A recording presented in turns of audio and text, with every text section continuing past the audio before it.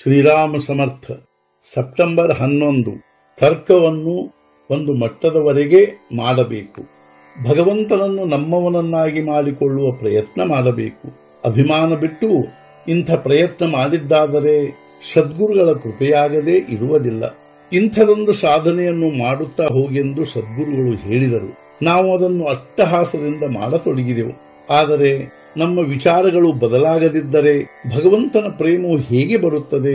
4-5 ವರ್ಷ ಬಹಳ ಕಷ್ಟಪಟ್ಟೆವು, ವಿಷಯಗಳನ್ನು ದೂರ ಸರಿಸಿದೆವು. ಆದರೆ ಇನ್ನೂ ಅನುಭವವೇಕೆ ಬರಲಿಲ್ಲವೆನ್ನ ತೊಡಗಿದರೆ ಸಾಧನೆಯ ವೇಗವು ಕಡಿಮೆಯಾಗುತ್ತದೆ ಹಾಗೂ ನಿಷ್ಠೆಯು ಜಾರತೊಡಗುತ್ತದೆ. ಆಗುವುದೆಲ್ಲವೂ ಸದ್ಗುರುಗಳ ಇಚ್ಛೆಯಿಂದಲೇ ಹಾಗೂ ಅವರ ಪ್ರೇರಣೆಯಿಂದಲೇ ಆಗುತ್ತದೆ ಎಂಬ ದೃಢವಾದ ಶ್ರದ್ಧೆ ಇರಬೇಕು. ಸಾಧನೆಯ ಪ್ರೇಮವನ್ನು ಭಗವಂತನೇ ಕೊಡುತ್ತಾನೆಂಬುದನ್ನು ನಾವು ಮರೆಯುತ್ತೇವೆ. ನಾವು ಮೊದಲು ಸಾಧನೆ ಮಾಡುತ್ತಿರಲಿಲ್ಲ, ಈಗ ಮಾಡುತ್ತಿರುತ್ತೇವೆ ಎಂದು ಸಾಧನೆಯ ವಿಷಯದಲ್ಲಿ ಅಭಿಮಾನ ಹೊಂದಿದರೆ ಏನು ಪ್ರಯೋಜನ?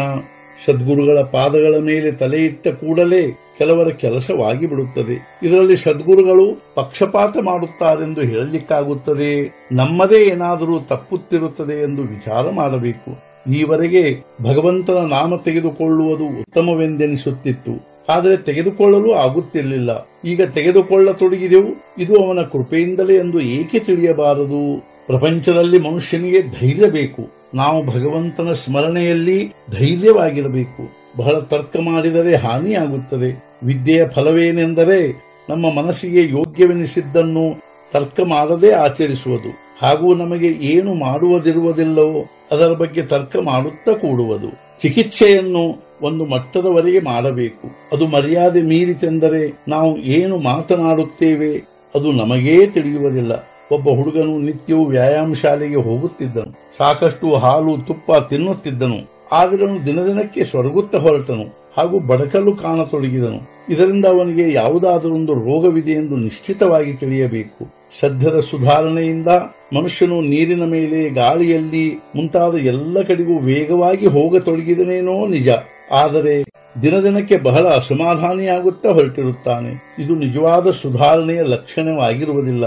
ಪರಿಸ್ಥಿತಿ ಪ್ರತಿಕೂಲವಿರುತ್ತದೆ ಎಂದು ಅಳಬೇಡಿರಿ, ಏಕೆಂದರೆ ಅದು ಬಾಧಿಸುವುದೇ ಇಲ್ಲ. ಯಾವುದೇ ಕಾಲದಲ್ಲಿ ಯಾವುದೇ ಪರಿಸ್ಥಿತಿಯಲ್ಲಿ ನಮಗೆ ಆನಂದ ರೂಪವಾಗಿ ಇಲ್ಲು ಬರುತ್ತದೆ. ಇಂದಿನವರೆಗಿನ ನಮ್ಮ ಅನುಭವವನ್ನು ನೋಡಿದರೆ ನಾವು ಮಾಡಿದೆವು ಎಂಬುದು ಸ್ವಲ್ಪವೇ ಇರುತ್ತದೆ. ಆದ್ದರಿಂದ ಪರಿಸ್ಥಿತಿಯ ವಿಷಯದಲ್ಲಿ ಬಹಳ ಚಿಂತೆ ಮಾಡದೆ ನಾವು ನಮ್ಮ ಕರ್ತವ್ಯವನ್ನು ಮಾಡಬೇಕು. ನಮ್ಮ ವೃತ್ತಿಗಳ ಮೇಲೆ ಪರಿಣಾಮವಾಗಗೊಡಬಾರದು. ಅಭ್ಯಾಸ ಮಾಡಿದರೆ ಕೆಲವೇ ದಿನಗಳಲ್ಲಿ ಇದು ಸಾಧಿಸುತ್ತದೆ. ಇಂದಿನ ಮುಖ್ಯ ವಿಚಾರ, ರಾಮನು ಕರ್ತ ಇರುತ್ತಾನೆಂದು ಯಾರಿಗೆ ಅನಿಸಿರುತ್ತದೆಯೋ ಅವನು ಎಲ್ಲವನ್ನೂ ಸಾಧಿಸಿದನು. ಸದ್ಗುರುನಾಥ ಮಹಾರಾಜ್ ಕಿ ಜೈ. ಜೈ ಜೈ ರಘುವೀರ ಸಮರ್ಥ.